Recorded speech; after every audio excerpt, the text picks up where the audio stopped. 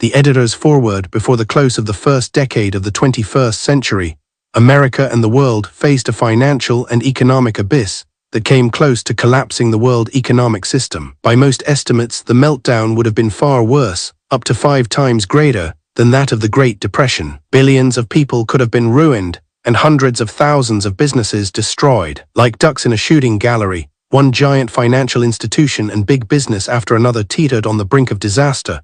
Goldman Sachs, Morgan Stanley, Lehman Bros, AIG, Merrill Lynch, Bear Stearns, General Motors. Many failed. All were imperiled. We were facing an economic black hole. Today, for the moment, the ship seems to have righted, the black hole of 2008 avoided. During the Great Depression of the 1930s, there was born a cultural and publishing phenomenon that was tailor-made to help down on their luck. Down in the dumps people survived the most trying financial difficulties. It was the landmark book Think and Grow Rich, researched and written by Napoleon Hill during the Depression years. No book ever written had more relevance then, or has today, as Americans and other people around the globe continue to rebuild and strengthen their economies and try to plan for a personal economic future that, despite many good signs and steps taken, still remains uncertain. So get ready. If this is your first exposure to Think and Grow Rich, I urge you to stop reading at the end of the 3rd paragraph below and turn immediately to the author's preface on page 1. The beginning of a life-altering experience of the most profound kind awaits you there. An experience that has given thousands of men and women the key to success every year since Napoleon Hill first published this landmark work. What they learned helped many survive the Depression, and many since then to go on to achieve great success and wealth in the years since those desperate times. Think and Grow Rich is the only how-to book or other resource on personal success that you must have. It will help you grow rich. It will enrich your life in all ways that matter, not just financially and materially. The ideas behind Think and Grow Rich are the wellspring from which all personal success and positive mental attitude movements have flowed. Every book, CD, DVD, podcast, speech, seminar, online resource, or other product on personal success that has been produced since Think and Grow Rich was first published does little more than rediscover or repackage Dr. Hill's ideas and principles. If you are reading Think and Grow Rich for the first time, pay no attention for now to footnotes, the 52 pages of endnotes, and the appendices in this book. They contain information that will one day expand your appreciation for the book, but during your first reading, they will simply slow you down and interrupt your learning process. When you have completed your first reading, there will be many, and thus begun your journey on the road to high personal achievement, financial independence, and true success in life. Return to this foreword for the additional insights it provides into Think and Grow Rich, and the philosophy it entails. Study the endnotes where you will gain further insight into such things as positive mental attitude, the era in which Napoleon Hill worked and wrote, the people he wrote about, and Napoleon Hill himself. So again, I urge you, first-time reader, do not hesitate. Waste no time. Turn to the author's preface to begin your study, and do it now. If you are not a newcomer to Napoleon Hill's work, and have already used another version of Think and Grow Rich, a different sort of reward awaits you. The edition of Think and Grow Rich you are now holding, as its subtitle indicates, is the original version, restored and revised TM. Remember that Dr. Hill first published Think and Grow Rich, and the money-making secret it contains in 1937, at the depths of the Great Depression. In 1960, he published a revised edition of the book, which deleted many sections that appeared in the original. Much of this deleted material focused on specific matters related to the environment of a deep economic depression. These and other changes in the original manuscript were made so as not to date the book. Copies of the 1960 edition and its subsequent printings have, until now, been just about the only ones available in bookstores and most libraries since the 1960s. Ironically, because of the enormous economic upheavals, dislocations, and uncertainties that have swept America and the world since the near collapse of the world economy in 2008, much of what was omitted from the 1960 edition turns out to be amazingly relevant to circumstances and conditions that prevail today. Think and Grow Rich, in its original form, speaks as clearly and meaningfully to people in the 21st century as it did to those who came before, and perhaps more so. The version of Think and Grow Rich you at this moment are reading restores the book to its original form by reinstating material that was edited out more than 5 decades ago. A few original passages are not restored in the main body of the text because of their obsolescence, but these passages are fully quoted and explained in the endnotes.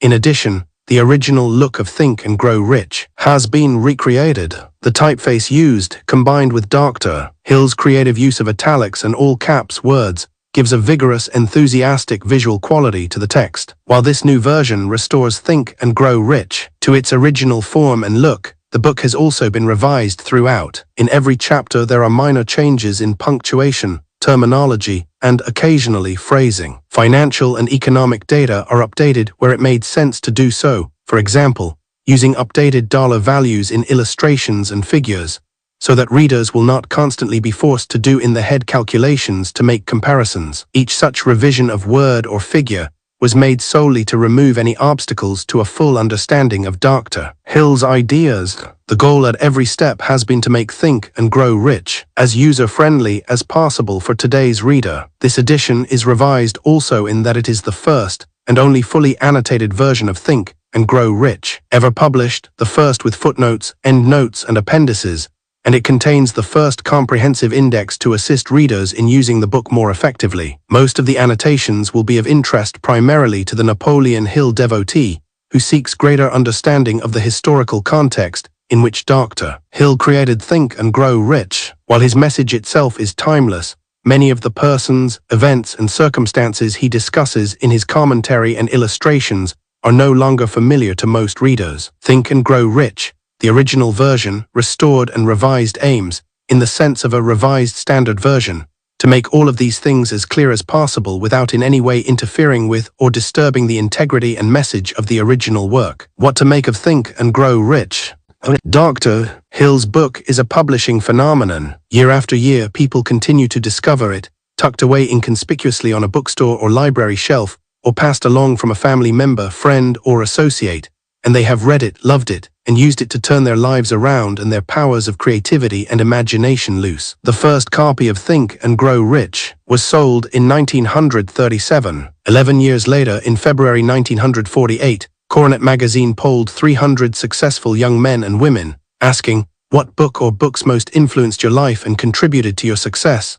Think and Grow Rich ranked 4th on the list. In September 1986, 38 years and 8 U.S. presidents later, USA Today published a list of the 10 top-selling paperback books about investments in America for that month. Despite the fact that it is only in the most general sense an investment book, being primarily about investing in yourself and other people, Think and Grow Rich ranked no. 1 on the list. Books it Beta, How to Buy Stocks, the only investment guide you'll ever need, and Getting Yours.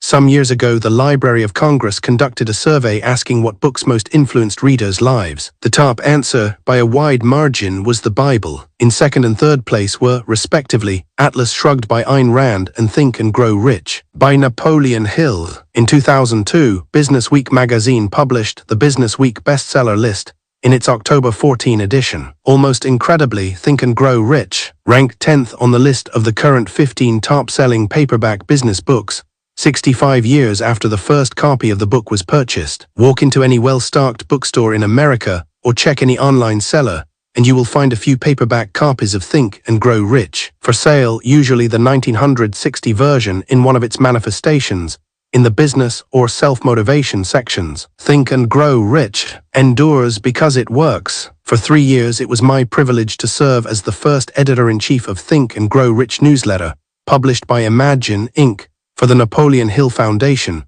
a charitable organization he had established. My experience in that position not only provided me with the insight and confidence needed to undertake this restoration/revision of Think and Grow Rich, but also introduced me to the living power of this book in changing people's lives. I was exposed to the kind of correspondence and phone calls that pour in daily from people throughout the world, in all walks of life and in all circumstances, who have read Think and Grow Rich, applied its principles diligently, and attained self-confidence, self-understanding, and levels of success that most people only dare dream of. You may one day find yourself giving such a personal testimonial. Yet there is more to Think and Grow Rich than the power of the principles it explains. Part of the book's appeal is the uncanny, almost prophetic insights of Napoleon Hill about matters and issues that are very much today. He talked about concepts such as networking, participatory management, excellence in customer service, visualization techniques, brainstorming, and the use of written goals and objectives long before any of these became corporate or psychological buzzwords, even before, in most instances, the terms themselves were created. He spends almost an entire chapter discussing the concept of mentorship, although he never refers to it as such, and puts an unusual Hill twist on it. His speculations on human brain functions anticipate the whole area of right brain/left brain research. Any one of the numerous self-analysis tests scattered throughout his pages is thoroughly applicable today, and well worth the price of this book alone. 50 years before the word downsizing would come into vogue, Napoleon Hill spelled out in specific detail the perfect strategy and tactics to use when one finds oneself suddenly forced to look for a job or trying to start a business. His analysis of what capitalism is and means in Chapter 6 is the most compelling and persuasive ever made and should be required reading for everyone. No matter what town, state, province, or country you may live in,